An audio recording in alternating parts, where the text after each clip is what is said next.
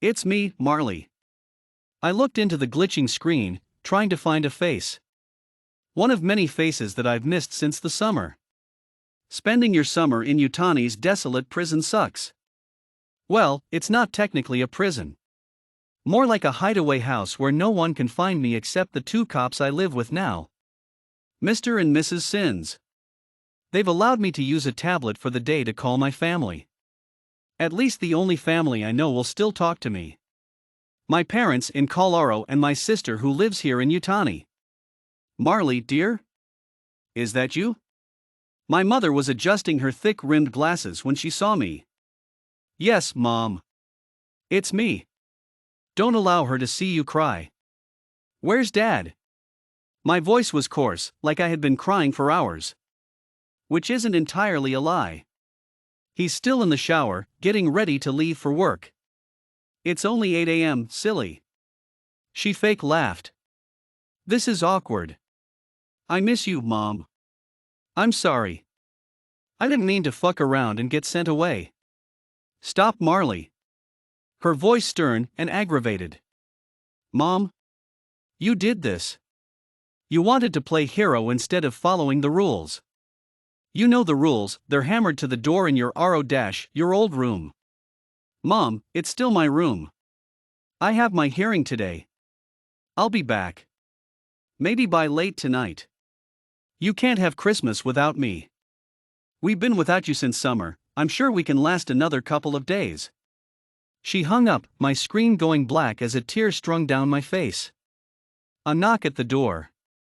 Mr. Sins. Are you all ready to go, Mississippi? I want to call my sister, I haven't dash? That wasn't a question, miss. We've waited months for your trial, I wouldn't recommend making the president wait another few hours. So much for a happy Christmas.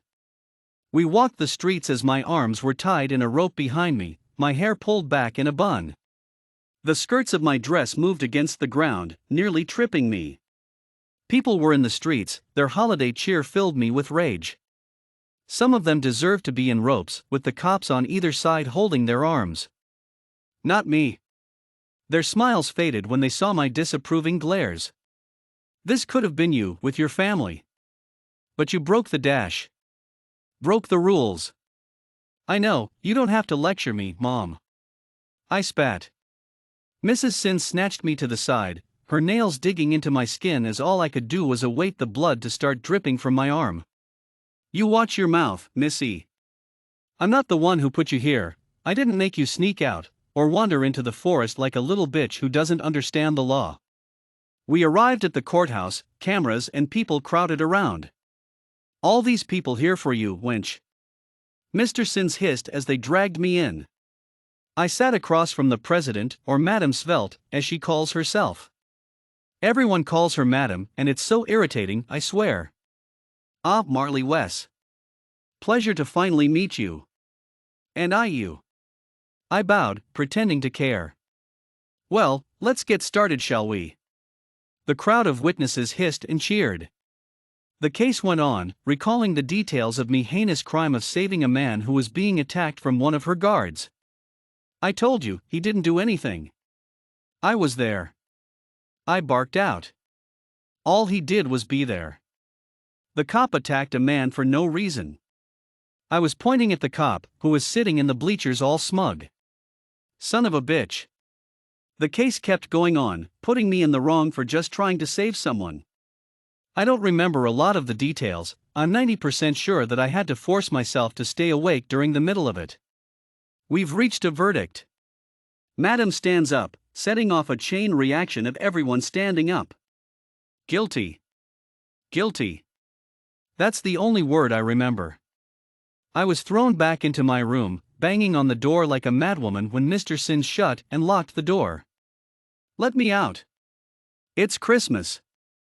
For some reason, I honestly thought that I would be home by now. I didn't think I did anything wrong.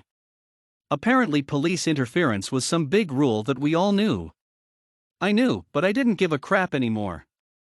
No, you're supposed to be picked up and taken to Madam's mansion tomorrow. I remembered I was being moved, not sure why. Again, I did nothing wrong. You're to become one of her helpers, until you earn your way out.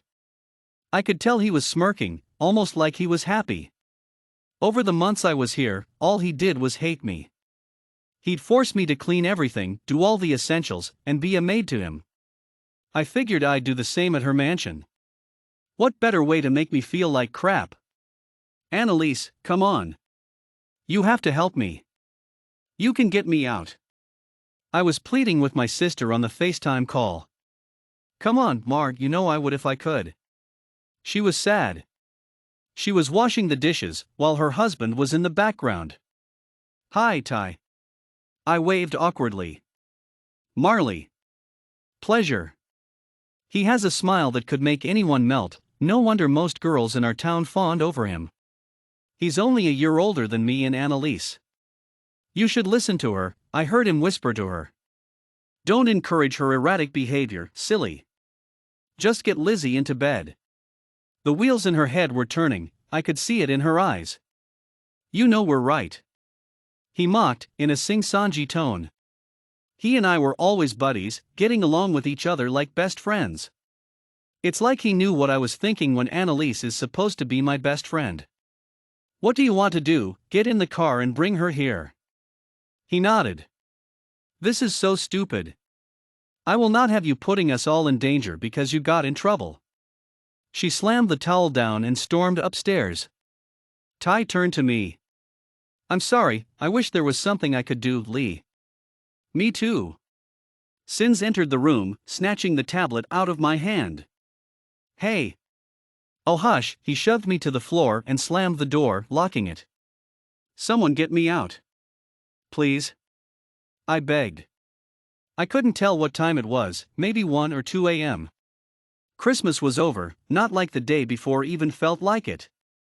I had to get out of here before I ended up in an even worse predicament. If I could get out and find a train station, I could take the next train out of here. I curled up on the bed, feeling as small as I've ever felt. All I did was keep wishing for a way out. When I woke up, I was moving. On a train.